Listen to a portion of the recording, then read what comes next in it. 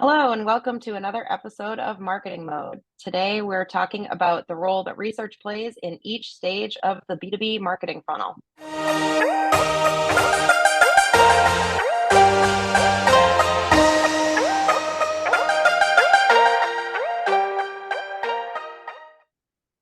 I'm Todd Lebo.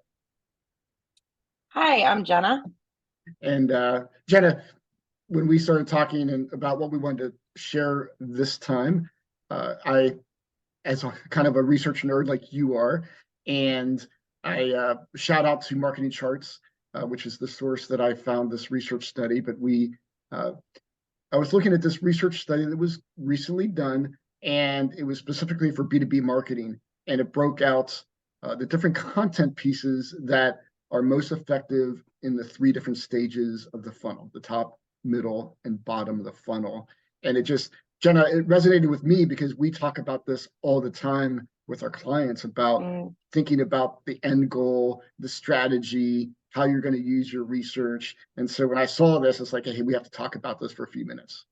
Yeah, I know, like you, I'm kind of like chomping at the bit, just waiting You're such a to nerd. talk about this. Yeah, can't wait to talk about research. I mean, obviously, we love to see that research reports are right at the top of the list in the early stages of the B2B buyer's most valuable content types. But you brought it up an interesting point, Todd. What was that? Yeah, well, first, when I was looking at the most effective content pieces in the early parts of the funnel, so the early stages, and you see number one was webinars, research reports was number two, blog posts, and you can read the chart in front of you.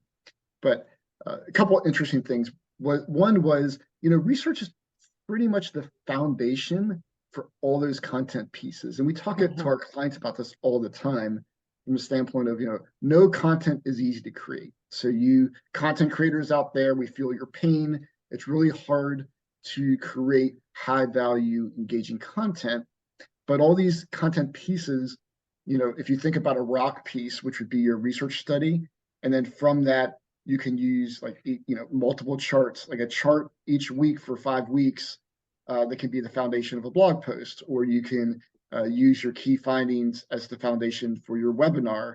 And obviously, infographic comes directly from your research study. So there's this kind of overall thought about thinking strategically about your content, which stage of the funnel it's going to be serving, and just maximizing the value of your research.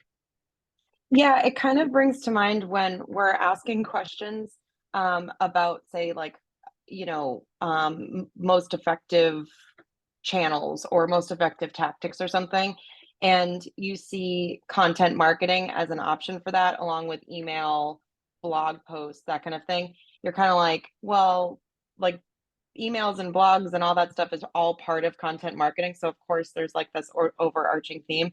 That's how I see the research is like, maybe not the overarching, but the underarching, right? Like that foundation that feeds into I mean, depending on what you want to use it for, what you have the capacity to use it for, um, it really could feed into every single one of these things on this list. Yeah, and Jenna, you're exceptional. Probably the best person I've worked with at dissecting research and creating like a content arc and a story from that. And I notice, a lot of times, once you have that storyline, that you can use that same story for multiple content pieces. Mm. Yeah, I mean, well, I think it comes back to when we start to work with our clients, we like to talk to them about the end goal, like what's the story that they want to tell?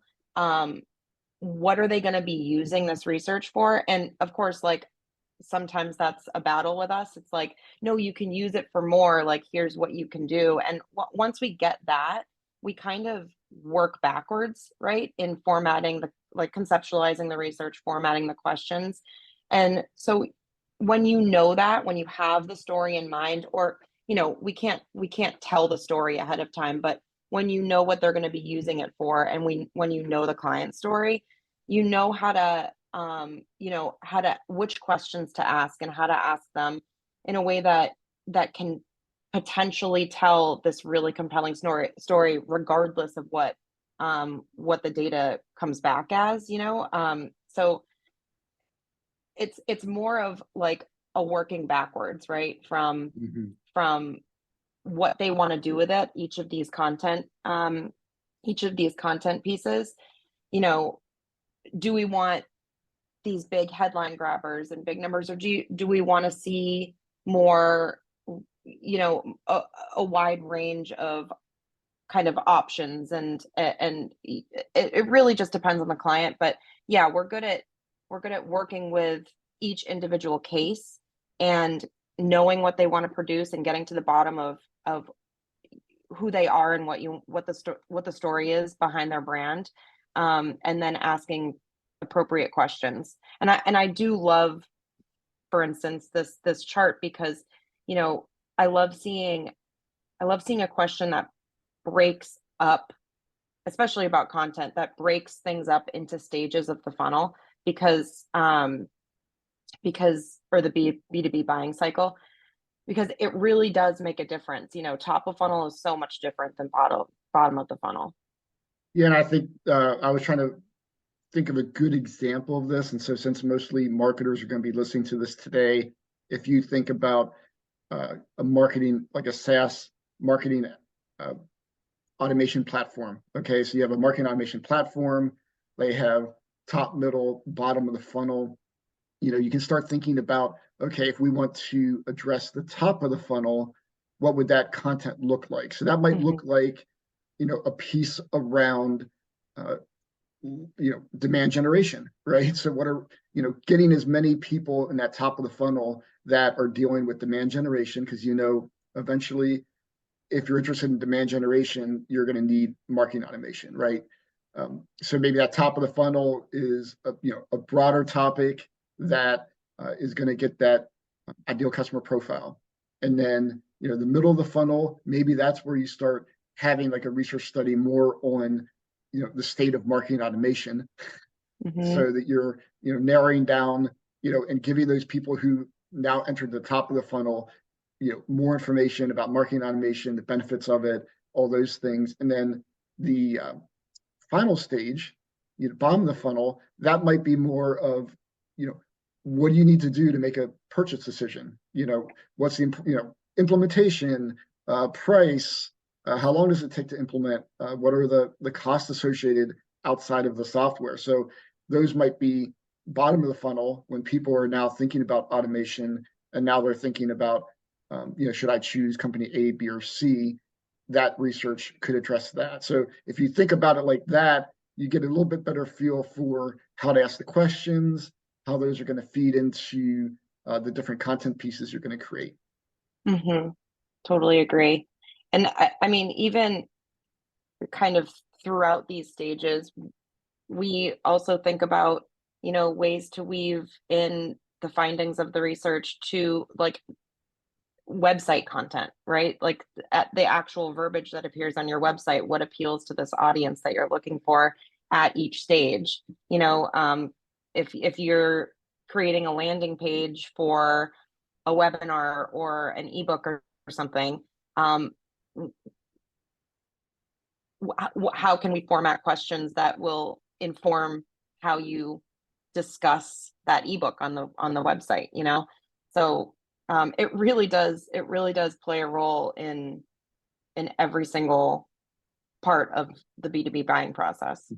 Yeah, you're probably tired of me saying this, but like a lot of times when we talk to clients, we'll talk about the connective tissue between the research and what they want to highlight as far as their services. So we can try to, integrate that within the report of, now we're talking about a more general topic, but that connective tissue that you can put in the report that connects to a service or a value prop that they have. So I mean, all those little details add up, and it adds up into um, filling filling your content machine.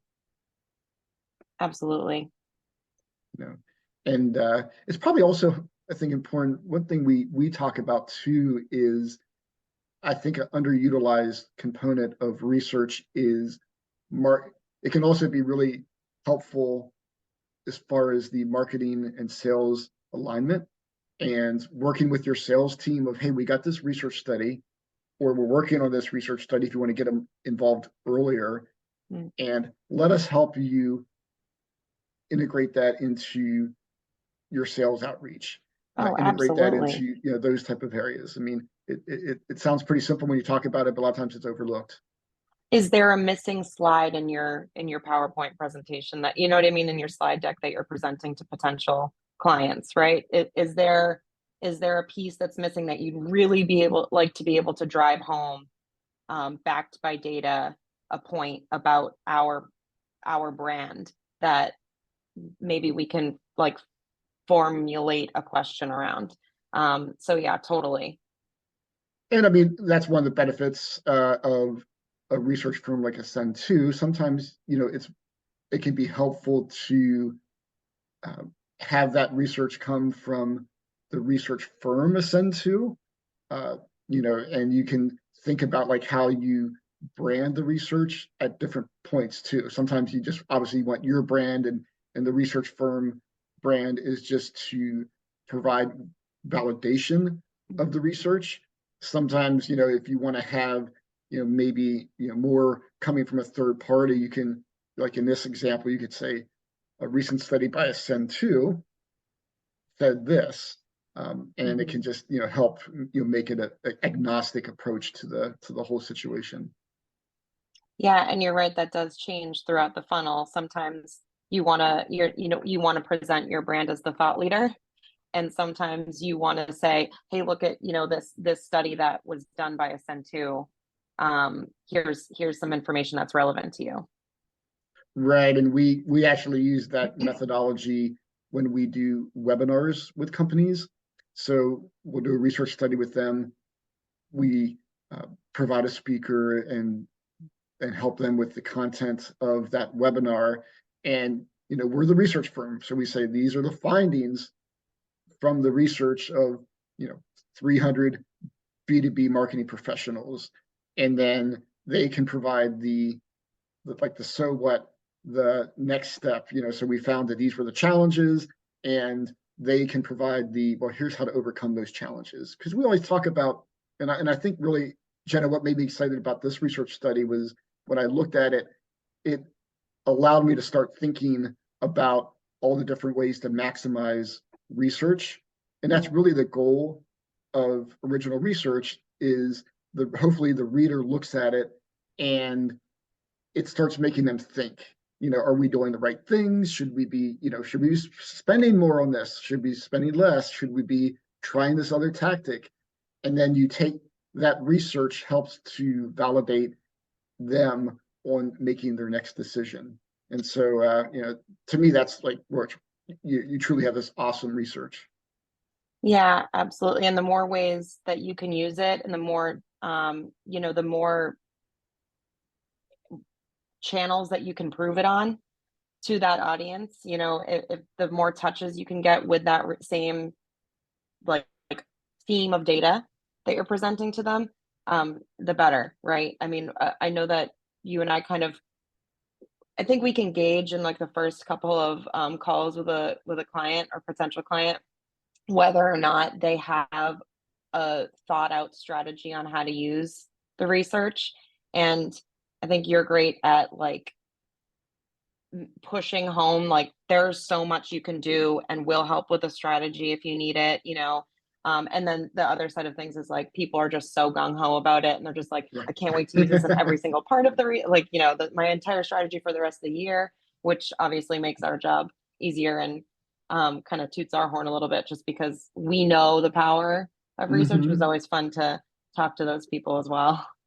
Yeah, and the research really, one thing I like about original research is it really helps us prevents us as marketers of getting into bad habits. So like some of those bad habits can be, when you start, you know, really not serving the reader, but yourself, Mm. so they're not going to see Hmm. that as valuable and engaging when you start just focusing on yourself and get so in the weeds of, hey, I need to, have this content for this specific purpose. And I think the research kind of, because it's agnostic, it kind of pulls you out, and you tend to have content that is more focused on the reader because of that. And so I feel like that, and then also, and Jenna, we've seen this a lot, where the real focus right now is improving the customer experience. And so when that content is, high value, they're going to get something that's going to help them make a decision. It really does improve that customer experience. And when you start breaking it out, you can make sure you're aligning that content to the specific place that person is in the funnel. Yeah, and that's a good point. And I think that research report specifically appears so high up in the early stages, because people want to know what their peers are doing. Regardless of how well your strategy is going, people want to know what other businesses are doing, what they're doing for specific things, or overall specific tactics, or overall strategy. And so research really gets to the bottom of that, and can help with that specifically at the top of the funnel, or the early stages of the buying cycle. Right. And a marketer can use it to make the argument for what they want to do. But in this case, like if we go back to that example of a marketing automation platform and a person who's trying to make a decision, that research can help them with making that argument to their superior of, we want to use, this system, here's why, here's, it just gives them all the pieces they need to make, to make an educated decision and a recommendation to their superior. Yeah, absolutely. Well, anything else? I mean, the other thing was, and we'll have to do another one of these, because I know we've done our own research on the value of original research, and I've done a lot of just looking at other research out there. And original research is, especially for B2B marketing, like the most trusted content piece. And again, I think that especially on the earlier parts of the funnel, you're trying to build thought leadership and trust so that they'll move further down. So you really,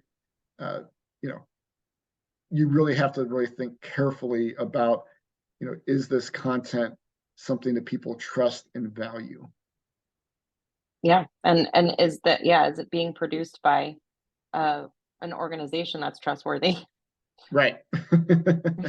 Well, like I said before, Jenna, you do an exceptional job of really trying to, we never manipulate the data, but we really work hard early on making sure that we're asking the right questions the right way so that we can build that story.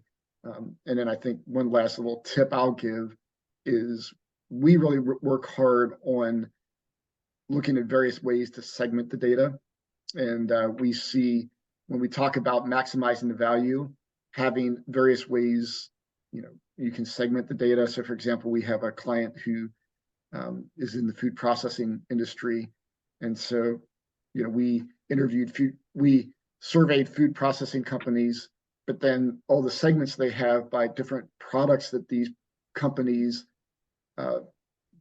have in their plants allows them to have all these different, industries that they can talk to. So that's like one example of, like, you do one study, but then you have all these different ways to break it out and segment it for very specific content pieces.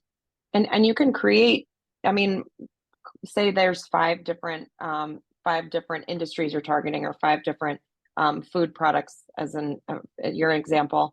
You can create five completely different reports. I mean, it is wild sometimes how much data varies when you segment by verticals.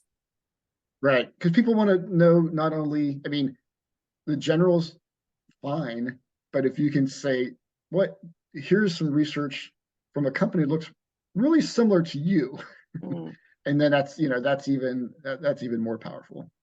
We should do an episode on just segmentation. I could talk all day about it. Let's do it. All right. Not all day, but we'll. Yeah. They would really be nerds if they Yeah, I wanted to was listen gonna to it say all day. I don't think we'd have very many listeners after a few minutes of talking about segmentation, but we should give it a whirl. Well, if you're listening to this as you're walking, Bill? you get a lot of steps today. Yeah. Yeah, exactly. If anyone's interested in seeing this chart or more details about it, you'll see it in this video, obviously, but head over to our friends at marketingcharts.com and we'll link to it in the notes underneath the video. And if you're interested in our research, head over to ascend2.com/research. There's plenty of it there for you. Anything else, Todd? No, I mean, if you have a research idea yourself, we'd love to spend a few minutes just, doing a discovery call and talking about your idea. And, can we get the audience, what that might look like. So we'd love to spend 30 minutes with you. Yeah, absolutely. Well, thanks, Todd. Thank you, Jenna, and we'll thank you for joining us today. We'll talk to you soon. All right.